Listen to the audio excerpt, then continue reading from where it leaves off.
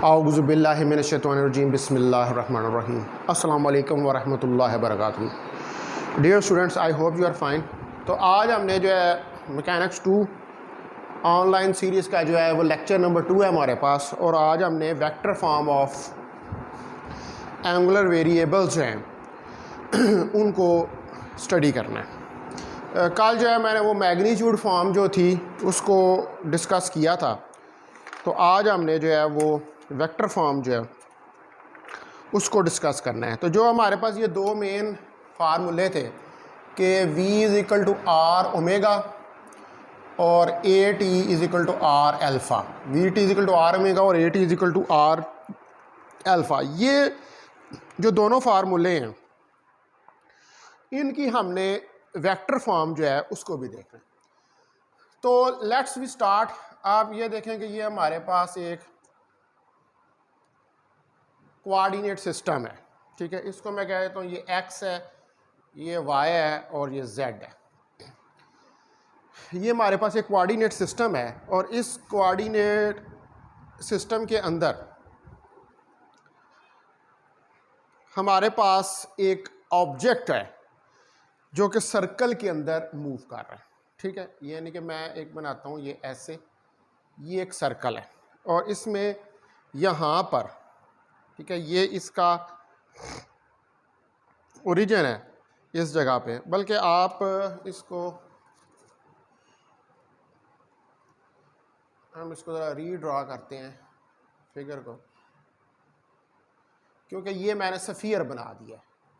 Sphere नहीं है, हमें सर्कल जो है वो चाहिए और सर्कल 2 डायमेंशंस में होता है। ये ऐसे, ये हमारे पास सर्कल है, ठीक है। ये यहाँ पर इसका सेंटर है और इस सेंटर से इस जगह पर ये कोई पार्टिकल P है और इस पार्टिकल P की यहाँ पर V जो है वो टेंजेंशियल वेलोसिटी है। इधर से कोई एंगल थीटा जो है वो हमारे पास बन रहा है, ठीक है। और अगर मैं इसको इसके साथ मिला दूँ, इस पॉइंट के साथ, तो ये एक राइट एंगल ट्रायंगल बन जाएगी और ये यहाँ से एंगल जो है ये 90 डिग्री का बन रहा है, ठीक है। तो ये वाला पॉइंट जो ये जा रहा है ये क्या है, दैट इज अ रेडियस।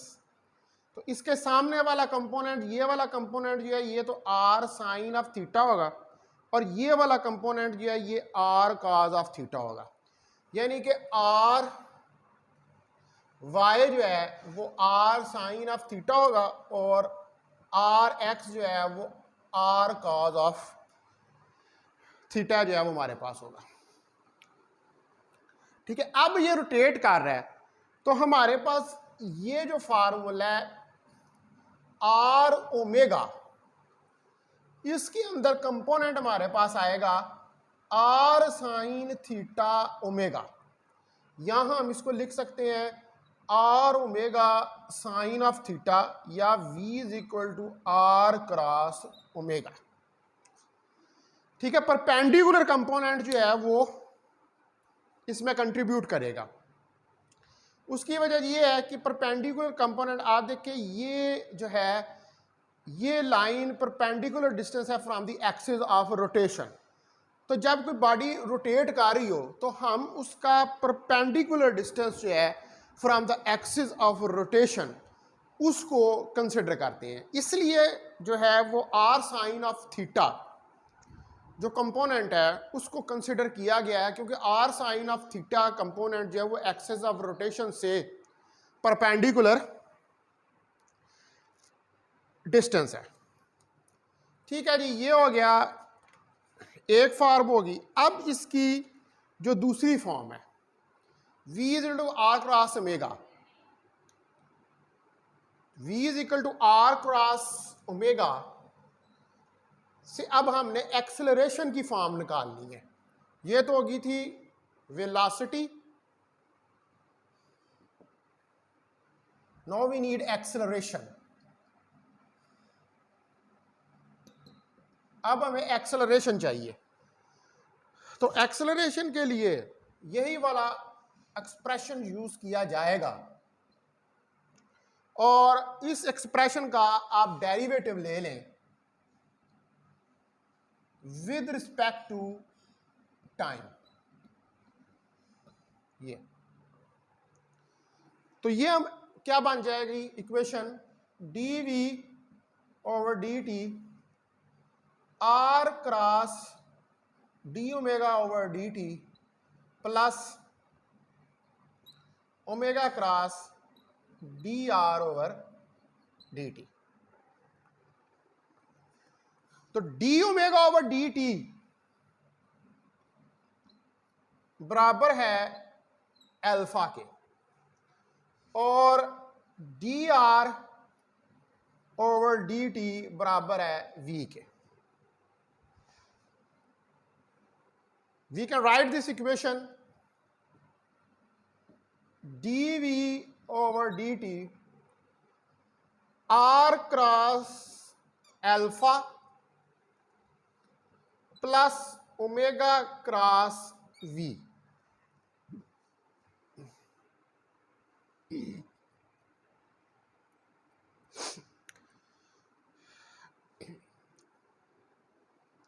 तो ओमेगा क्रॉस वी जो है या वी क्रॉस ओमेगा जो है या r cross alpha, r cross alpha जो है ये आपके पास टेंजेंशियल एक्सेलरेशन हो जाएगा।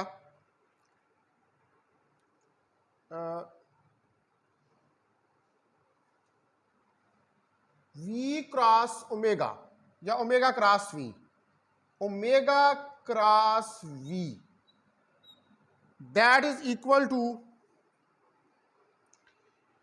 AT tangential acceleration, omega cross v AT that is tangential acceleration and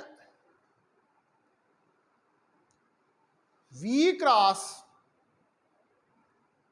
इसके अंदर लगता है हमने कोई गलती जो है वो कर दी है, आर क्रॉस अल्फा।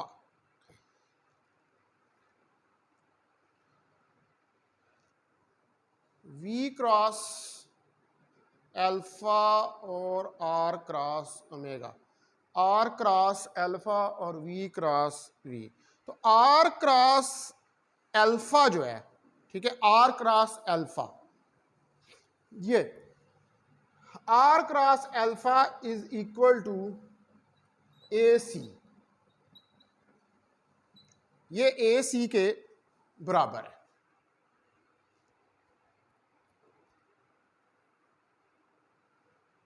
यहां आप इसको कह सकते हैं कि ये ए आर है, ठीक है, ए आर यानी कि रेडियल एक्सेलरेशन, इसको हम रेडियल एक्सेलरेशन भी कह सकते हैं। तो we have net acceleration a net that is equal to a t plus a r. तो ये हमारे ये जो है ये नेट एक्सेलरेशन निकल आया।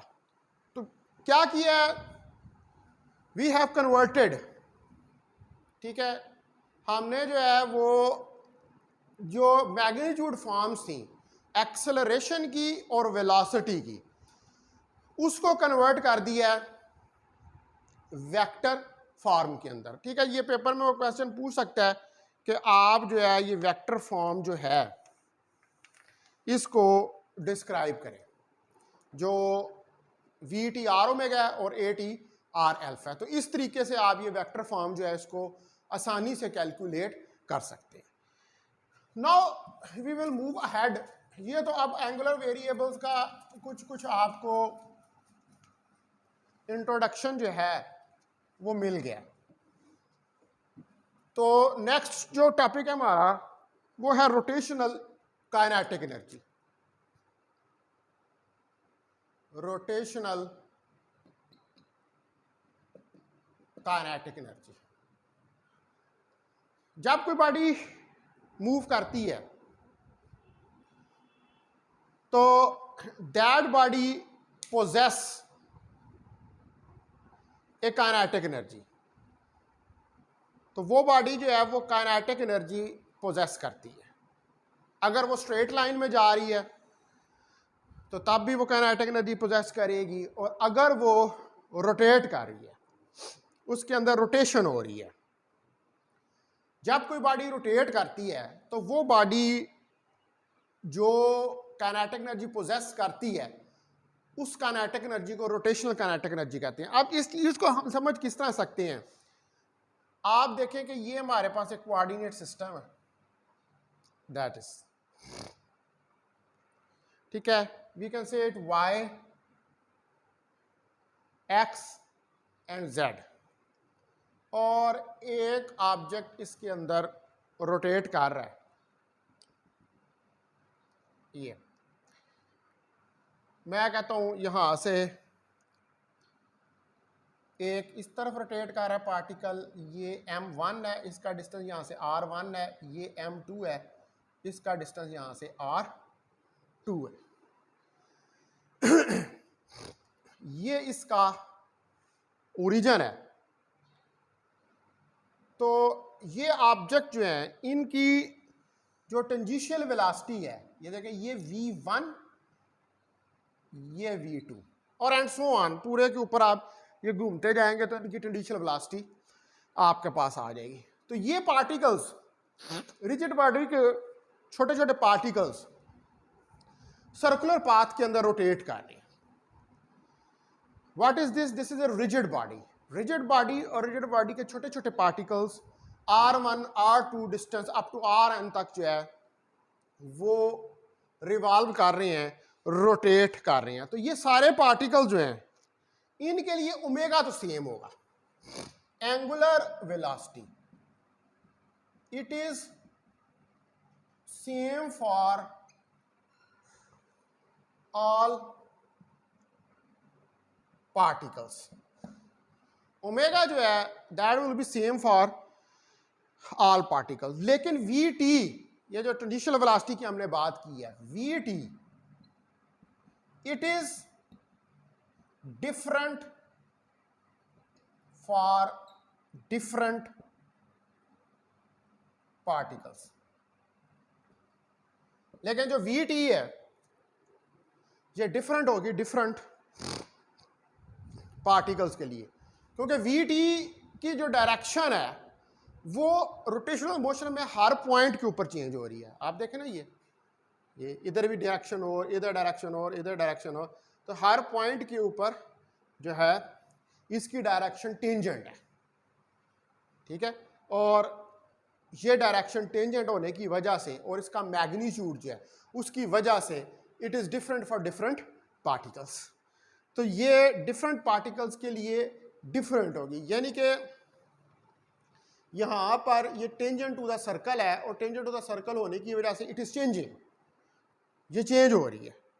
तो ये सारे पार्टिकल्स के लिए सेम नहीं होगी, ये डिफरेंट पार्टिकल्स के लिए डिफरेंट होगी। तो जो ट्रांसलेशन मोशन है उसमें पैरेलल पाथ को फॉलो किया जाता है और रोटेशनल मोशन जो है उसके अंदर पैरेलल पाथ फॉलो नहीं होता, ठीक है। ये हमने पढ़ा है कि ट्रांसलेशनल मोशन में, इन ट्रांसलेशनल मोशन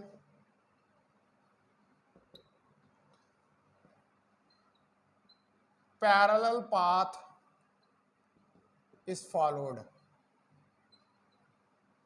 पैरेलल पाथ जो है वो फॉलो होता है, but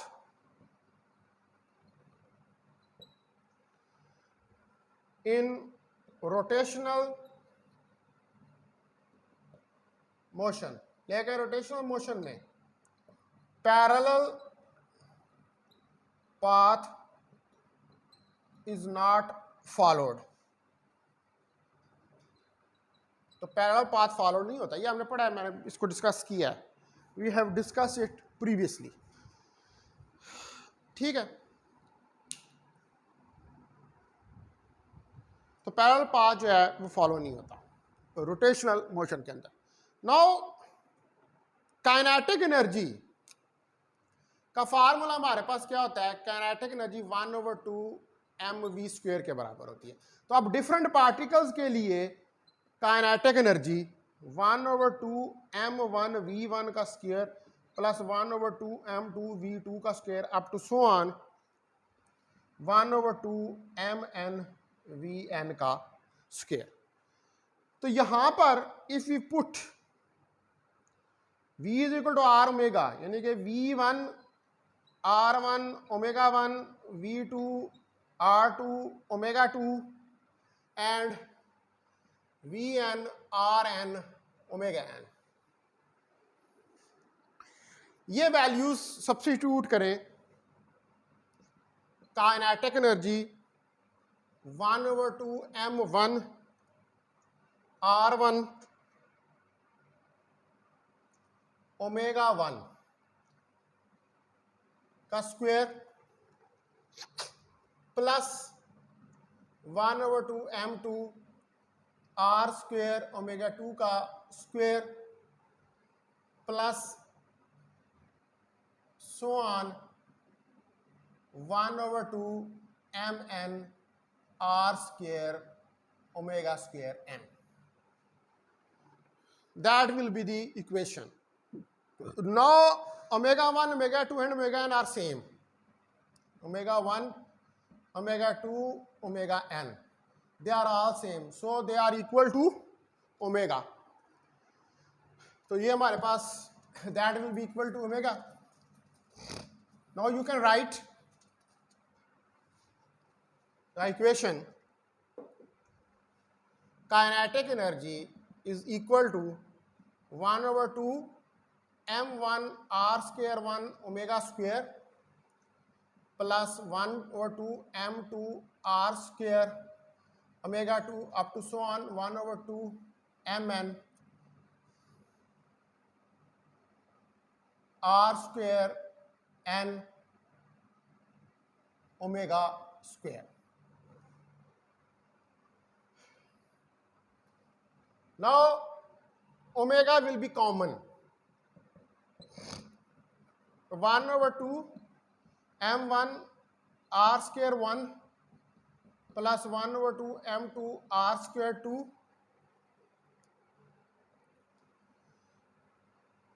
up to so on mn r square n. 1/2 and omega square are common. Now what is this?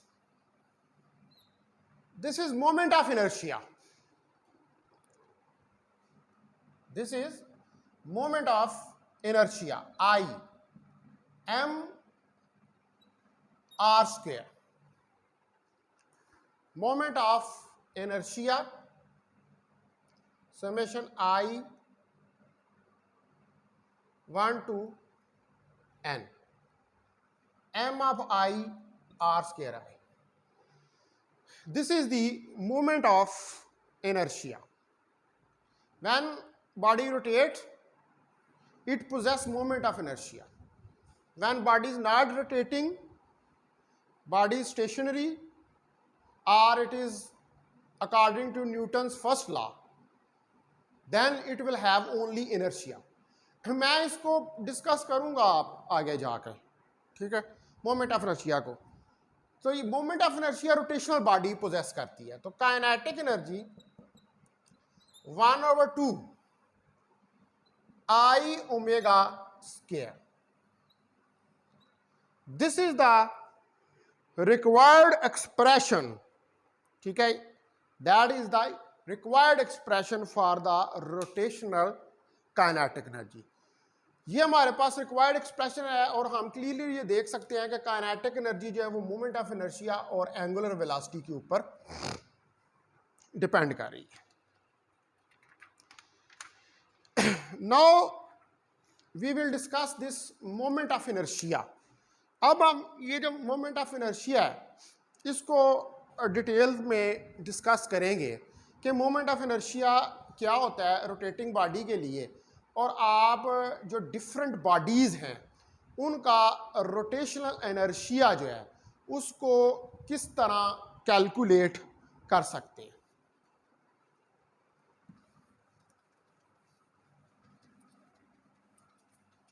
चलो आवर नेक्स्ट टॉपिक, हमारा अगला टॉपिक जो है वो है moment of inertia. Moment of inertia और डिफरेंट ऑब्जेक्ट्स का मोमेंट ऑफ इनर्शिया कैलकुलेट किया जाएगा। कॉन्टिन्यूस बॉडी या यूनिफॉर्म बॉडी, कॉन्टिन्यूस बॉडी या uniform mass,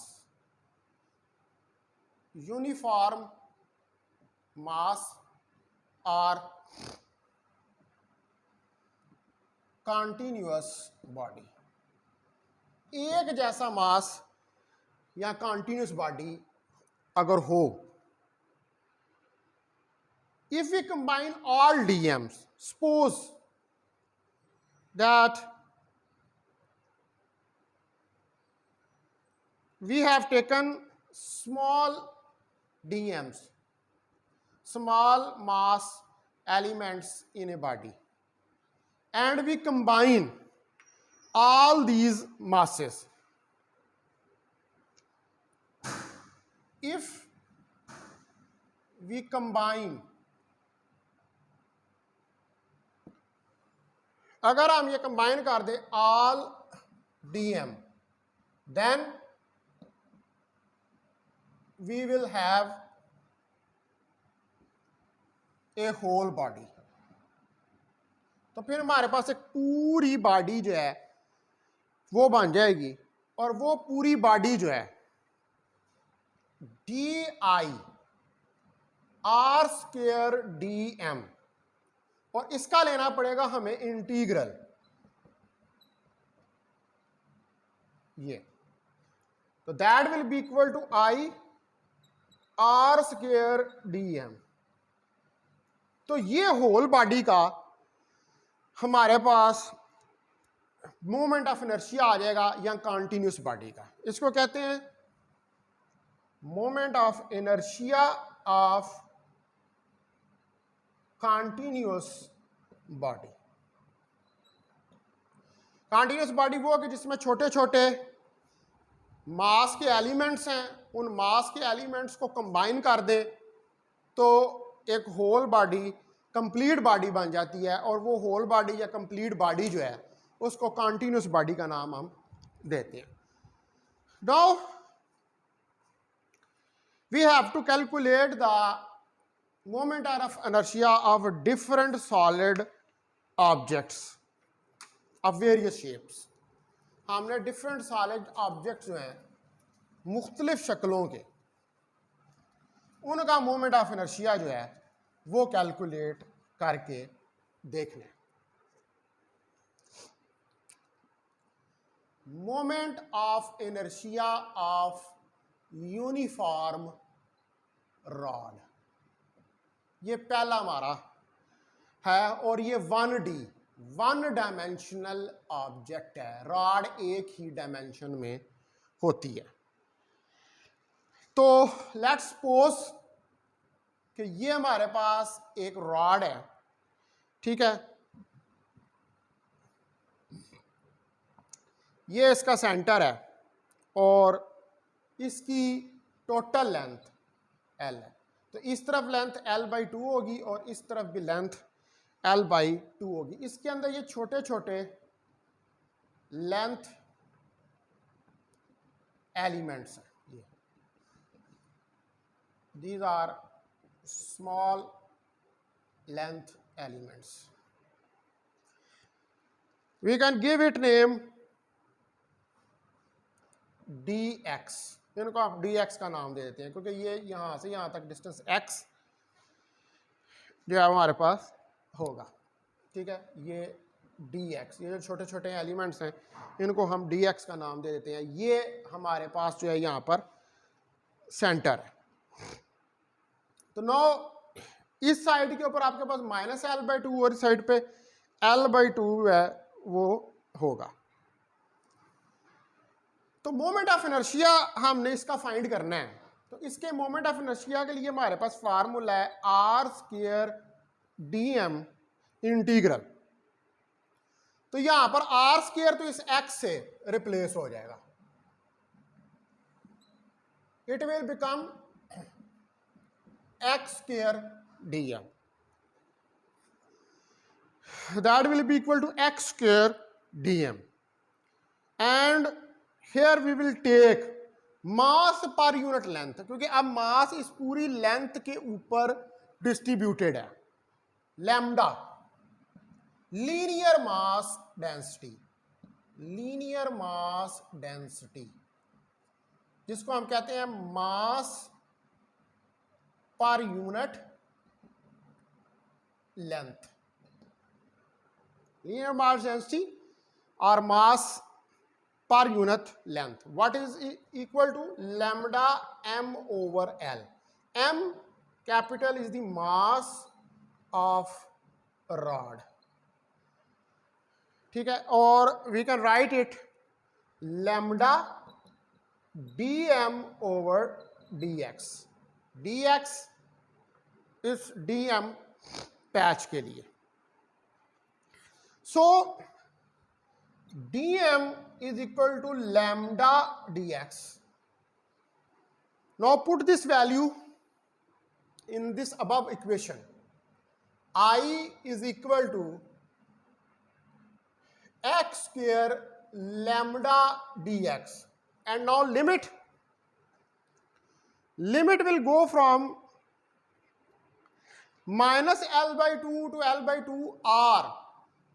If we multiply 2 here, then it will go to 0 to L by 2, and I is equal to 2 lambda 0 to L by 2 x square dx. Now integrate this equation. इस equation को integrate करें तो I is equal to 2 lambda x cube over 3 0 to L by 2, that will come,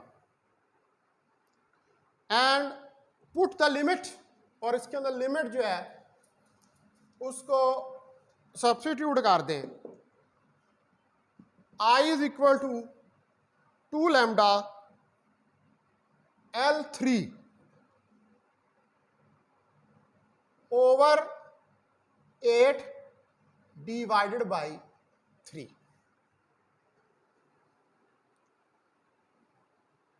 It will become, so I is equal to 2 by 3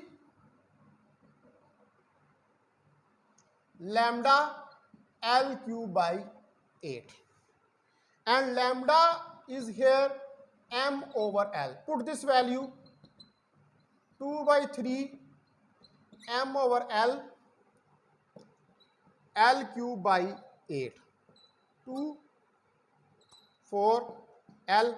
I is equal to 1 over 12 ml square.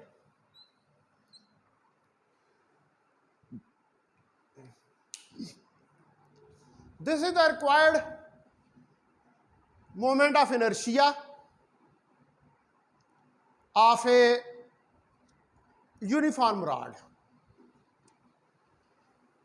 ये हमारे पास required moment of inertia है uniform rod के लिए, और इसके अंदर हमने centre से एक्सिस और पासिंग थ्रू सेंटर, आप देखें कि सेंटर से एक्सिस में से लाइन जो है वो पास कर रही है। अब इसमें हम एक और पार्ट भी इसका कर सकते हैं, अगर एक्सिस पास करें through the end of the rod, ठीक है, ये तो सेंटर में से पास करते रहते हैं ना, if axis passes through the end of rod, अगर एक्सिस जो है वो रॉड के एंड से पास करें तो फिर मोमेंट ऑफ इनर्शिया क्या होगा?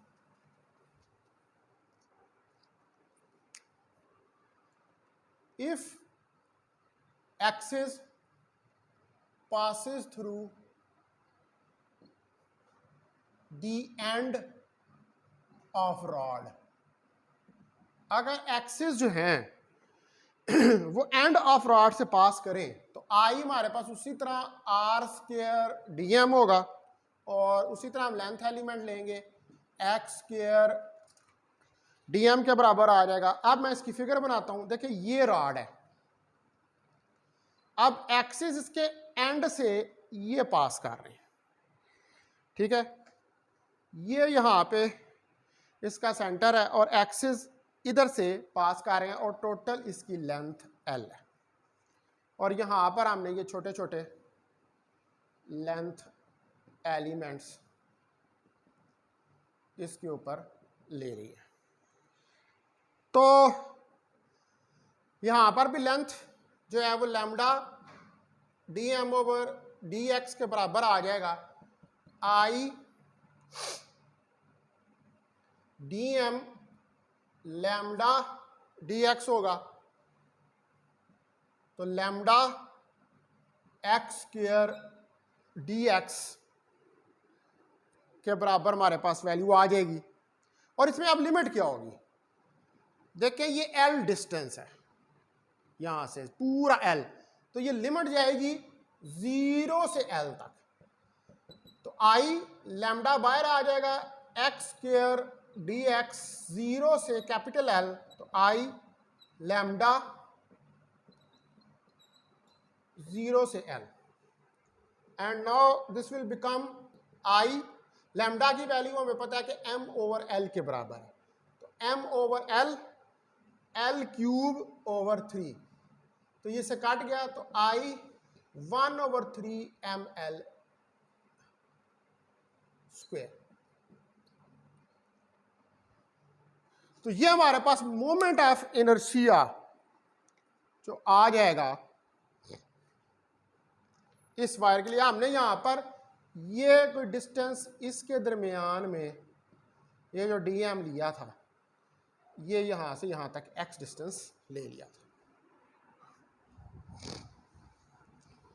So this is the moment of inertia of a rod when axis passes through the end of the rod। जब एक्सिस रॉड के एंड से पास कर रहे हैं तो उस वक्त ये हमारे पास, हमने सेंटर से भी पास कर रहे हैं तो कैलकुलेट करके देखा है वो 1 ओवर 12 एम एल स्क्वायर निकला, और जब एंड से पास कर रहा है तो वो हमारे पास 1 ओवर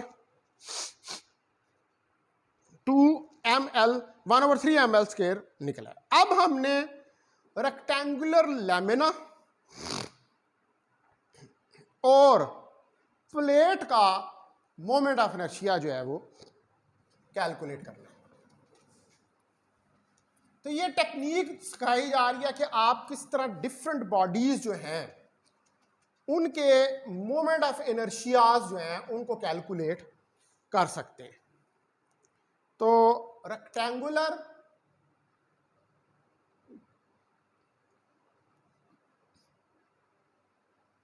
लैमिना एंड प्लेट, इसका मोमेंट ऑफ इनर्शिया हमने कैलकुलेट करना है। सपोज करें कि हम एक स्ट्रिप को कट करते हैं किसी प्लेट की, ठीक है, एक स्ट्रिप, ये हमारे पास एक स्ट्रिप है, ये हमने कट की है किसी प्लेट की, ये इसके सेंट्रल एक्सेस हैं और यहां पर कोई एलिमेंट्स ले लिया हमने,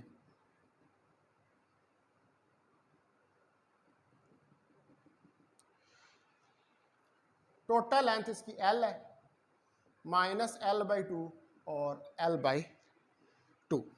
अब हमने मोमेंट ऑफ इनर्शिया जो है वो फाइंड करना है, ठीक है। ये पूरी प्लेट है, इसके अंदर ये स्ट्रिप है जिसको हमने कट किया है, ये भी हमारे पास स्ट्रिप है जिसको हमने कट किया है। तो ये प्लेट है, तो ये 1D ऑब्जेक्ट नहीं है। फिर अगर ये प्लेट है तो फिर यहां पर हमारे पास सरफेस डेंसिटी आएगी सिग्मा m ओवर वे मास पर यूनिट एरिया, और सिग्मा क्या है, that is surface density, mass per unit area. Mass per unit length हो तो लीनियर मास डेंसिटी होती है, ये क्या है, ये मास पर यूनिट एरिया, तो ये सरफेस मास डेंसिटी है। Now we will consider this strip, हम ये स्ट्रिप लेते हैं, ये जो हमने उस प्लेट से काटी है, इसकी dx विड्थ है और b इसकी हाइट है। तो सिग्मा हमारे पास dm ओवर dA है और dm सिग्मा dA के बराबर है। अब यहां पर dA क्या होगा? dA, what is dA? Length into width, width dx, length b, b dx, so dm is equal to sigma b dx। तो dm जो है वो सिग्मा b dx के बराबर आ जाएगा। Now I x square dm and x square dm की जगह पर sigma b dx। Sigma b is the constant, it will come out of the integral x square dx। Sigma भी तो constant है ना, ये इंटीग्रल से बाहर निकल आएगा। नाउ इसकी इंटीग्रेशन -l/2 से l/2 तक जाएगी। Now integrate it, I sigma b -l/2 to l/2 x cube over 3, this will come x cube over 3। we can write it, हम इसे राइट डाउन कर सकते हैं कि I sigma b into l cube by 8 plus l cube by 8। ये मैंने limit जो है इसके अंदर लगा दी है और ये 3 इसके बाहर आ जाएगा। तो I is equal to sigma b over 3 l cube by 4। तो that will be equal to I sigma b l cube over 12।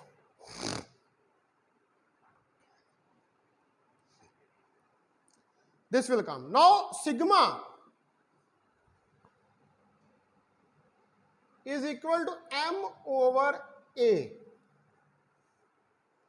and a is equal to b dx, or you can say a is equal to b dx, length l is equal to length b dx. This is the area. Okay, right. This will be our area and we can write this equation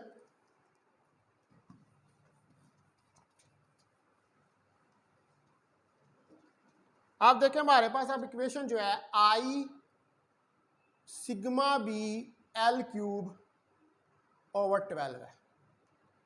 इसमें sigma की value रखे m over a b l cube over 12 और a जो है ये b dx यानी कि a b l के बराबर है। ये वैल्यू यहाँ पर सब्स्टिट्यूट करें तो m over b l cube over 12, ये b ये l इससे एक दफ़ा कटेगा और I is equal to 1 over 12 m l square. This is the required moment of inertia of a rectangular plate और लैमिना। ये हमारे पास जो है ये रिक्वायर्ड मोमेंट ऑफ इनर्शिया है किसी रेक्टेंगुलर प्लेट का। उसमें से एक स्ट्रिप हमने ली है, वो पूरी स्ट्रिप जो है उस तरह की छोटी छोटी स्ट्रिप्स आप इस प्लेट के अंदर बना दें एक स्ट्रिप ली है, उस स्ट्रिप का हमने कैलकुलेट किया, ठीक है, और फिर उसकी इंटीग्रेशन कर दी। इंटीग्रेशन हमने इसलिए किया ताकि पूरी स्ट्रिप जो है उसको कवर कर सके। ठीक है डियर स्टूडेंट्स, तो आज मैं लेक्चर यहाँ पर एंड करता हूँ।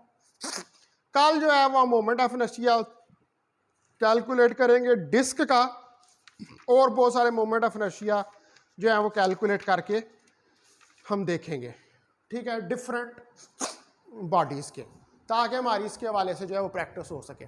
तो कल क्लास होगी आपकी, चूँकि अब ऑनलाइन क्लासेज हैं लिहाजा कल जो है वो छुट्टी नहीं होगी, कल जो है वो आपकी क्लास होगी, ठीक है। मैं सुबह आपको बता दूंगा कि मैंने कितने बजे क्लास लेनी है। मोस्ट प्रॉबेबली 9:20 पर ही होगी।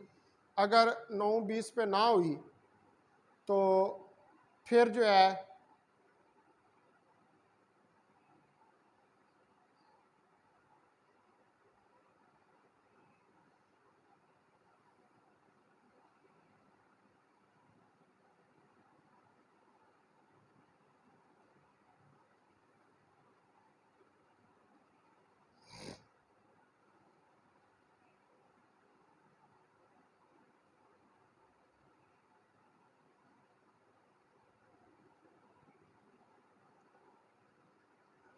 तो कल आपकी जो है वो क्लास होगी।